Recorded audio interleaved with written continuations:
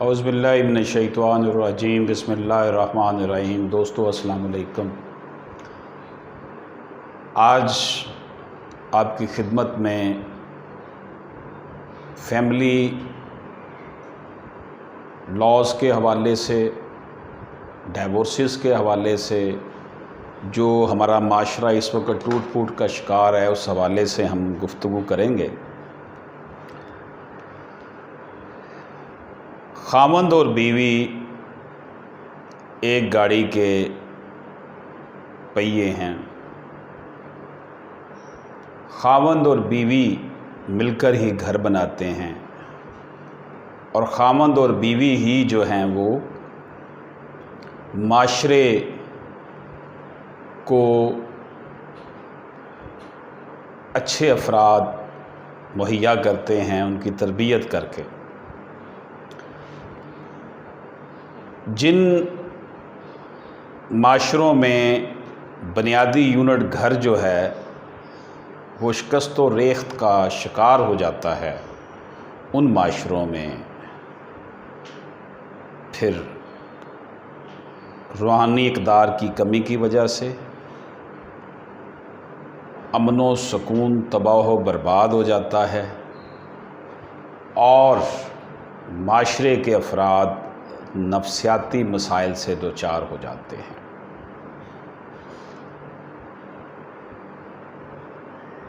ہمارا دین ایک روحانی مذہب ہے، اور ہمیں ہمیشہ حقوق العباد پوری کرنے کی طرف توجہ دلاتا ہے۔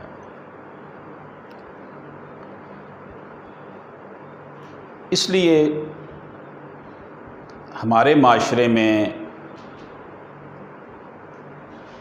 چونکہ 97% لوگ یہاں پر مسلمان ہیں، اور بائی نیچر ہم لوگ ریلیجس ہیں، تو مذہب کا، دین کا ہمارے اوپر جو اثر ہونا چاہیے، اس کا تقاضا تو یہ ہے کہ ہمارے گھروں میں، ہمارے دفتروں میں، ہمارے اسکولوں کالجوں میں غرض یہ کہ گھر میں اور گھر سے باہر تمام اداروں میں ہمارا کردار اس طرح کا ہونا چاہیے کہ لوگ کہہ سکیں کہ واقعی یہ ایک مسلم قوم کا فرد ہے۔ جب ناانصافیوں کی بنیاد گھر سے پڑے گی تو معاشرے کو ہم پھر کس طریقے سے جو ہے وہ اچھے ذہن جو ہے وہ مہیا کر سکتے ہیں۔ ہماری سوسائٹی میں خاص طور پر پچھلے 15-20 سالوں میں جو صورتحال بنی ہوئی ہے بنیادی یونٹ گھر کے ساتھ، بہت سے مسائل پیدا ہو گئے ہیں۔ مرد اور عورت کا آپس میں جو تعلق ہے، یعنی میاں اور بیوی کا تعلق، وہ کمزور پڑتا جا رہا ہے۔ اس میں بنیادی طور پر ایک تو اللہ اور اللہ کے رسول صلی اللہ علیہ وآلہ وسلم کے جو احکامات ہیں ان سے دوری ہے۔ جب گھر میں اللہ کے احکامات پر عمل درآمد ہو رہا ہوگا، جب ایک دوسرے کے حقوق کا جو ہے وہ تحفظ کیا جا رہا ہوگا،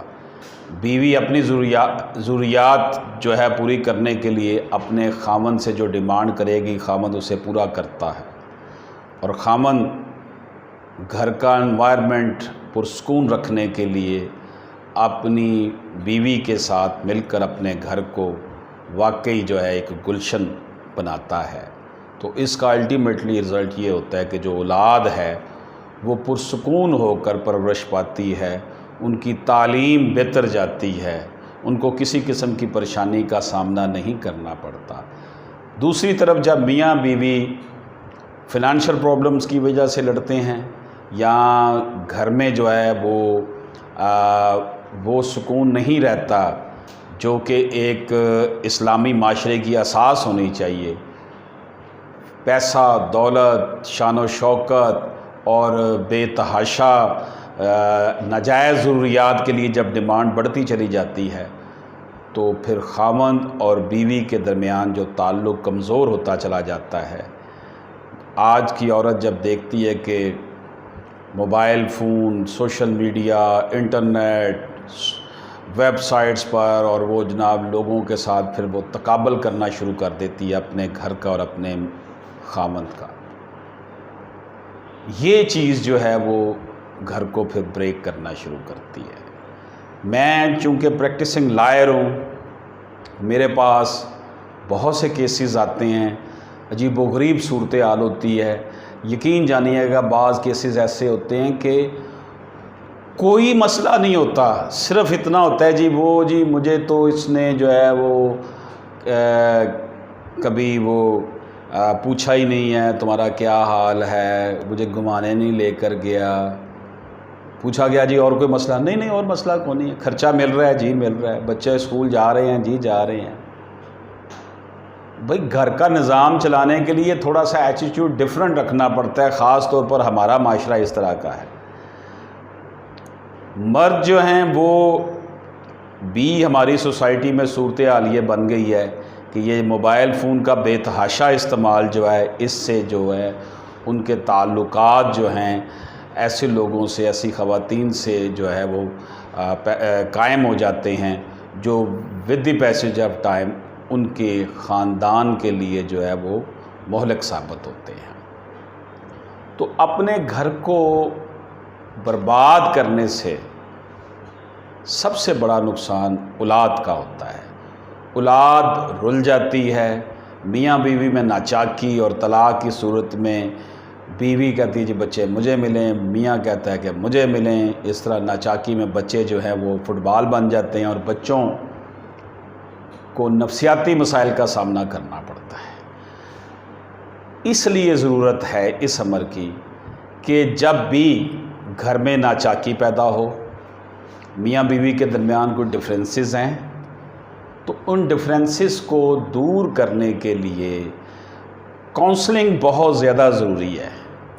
ایک دو سیشن اگر کونسلنگ ہو جائے میاں اور بیوی کی علیحدہ علیحدہ، بعد میں ان کو اکٹھا بٹھا لیا جائے تو یقین جانیے گا بہت سے گھر ٹوٹنے سے بچ جاتے ہیں۔ کئی کیسز میں ایسا ہوا کہ میل پرسن میرے پاس ڈائیورس لینے کے لیے آیا، ادھر سے خاتون ڈائیورس دینے کے لیے آیا، خواتین کی طرف سے خلا دائر کیے گئے، تو بعد میں جب ہم نے تھوڑی سی کوشش کی تو وہ گھر بچ گیا، صلح ہو گئی، کیونکہ بیچ میں بات کچھ بھی نہیں ہوتی ہے، انا کی بات ہوتی ہے، جھوٹی انا۔ اولاد کی خاطر اگر ہم اپنی انا قربان نہیں کر سکتے، جھوٹی انا قربان نہیں کر سکتے، تو اس اولاد کے ہم فیوچر سے کھیل رہے ہیں۔ اس لیے میں یہ سمجھتا ہوں کہ یہ جو آئے دن خلا اور طلاقوں کی شرح میں بے تحاشا اضافہ پاکستان میں ہوا ہے، اس کو روکنے کے لیے ہمارے میڈیا کو بھی جو ہے وہ بھرپور کردار ادا کرنا چاہیے، ایسے پروگرام نشر کرنے چاہیے جس میں یہ ترغیب دی جائے کہ اپنے گھر میں سکون کیسے رکھا جا سکتا ہے۔ معیار صرف پیسہ نہیں ہونا چاہیے، معیار سکون ہونا چاہیے، گھر میں بچوں کی اچھی نگہداشت ہونی چاہیے۔ خاوند کا فرض ہے کہ وہ بیوی کا مکمل خیال رکھے، وہ اپنا گھر چھوڑ کر اس کے لیے آئی ہوتی ہے، اپنے بہن بھائی چھوڑ کر آئی ہوتی ہے، اور بیوی کا بھی فرض ہے کہ وہ اپنے خاوند کی ضروریات کا خیال رکھے، اپنے بچوں کی ضروریات کا خیال رکھے، اور اپنے خاوند پر اتنا ہی بوجھ ڈالے جتنا اس کا سیلری سٹرکچر ہے، اس کا کاروبار ہے، جتنی وہ ذمہ داریاں ادا کر سکتا ہے۔ اس لیے دوستو میں یہ عرض کروں گا کہ ہم سب کو مل کر یہ جو طوفان اٹھا ہوا ہے طلاقوں کا اور خلا کا، اس کو روکنا چاہیے، اور ہمیں ہر فرد کو، معاشرے کے ہر فرد کو کردار ادا کرنا یہ ہے کہ اس سے بچوں کو جو نقصان پہنچ رہا ہے نفسیاتی طور پر، وہ ذہنی مریض بن جاتے ہیں، ان کی تعلیم کا بہت زیادہ حرج ہو جاتا ہے۔ اب ایسے بچے جب معاشرے میں آئیں گے تو وہ معاشرے میں اس طرح کا کردار ادا نہیں کر سکیں گے، فعال کردار، وہ ڈسٹرب ہوں گے۔ تو اس لیے طلاق کو ویسے بھی ناپسند کیا گیا ہے۔ ٹھیک ہے، ایک بندہ بہت مجبور ہو جاتا ہے، بڑے حالات خراب ہو جاتے ہیں، ناگزیر حالات میں تو ایسا قدم اٹھایا جا سکتا ہے، لیکن جس طریقے سے تھوک کے حساب سے روزانہ ہمارا سامنا کرنا پڑتا ہے اس طرح کے رویوں سے طلاق کے معاملے میں، تو میں یہ سمجھتا ہوں کہ خاتون کو بھی اور مرد دونوں اس کے ذمہ دار ہیں۔ صرف مرد نہیں ہے ذمہ دار، یا صرف خاتون ذمہ دار نہیں ہے، دونوں ذمہ دار ہیں۔ دونوں کو اپنے اپنے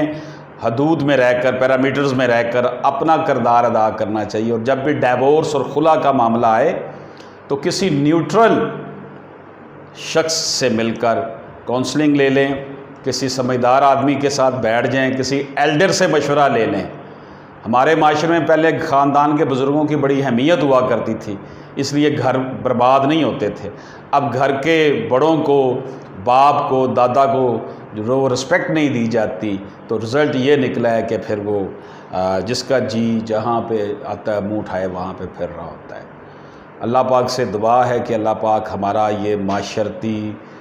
جو یونٹ ہے، گھر بنیادی یونٹ ہمارے معاشرے کا، اس میں برکتیں کرے، ہمارے معاشرے کے افراد کو اس طریقے سے زندگی گزارنا اللہ تعالیٰ ان کو نصیب کرے کہ وہ حقیقی معنوں میں اطیع اللہ و اطیع رسول جو ہے وہ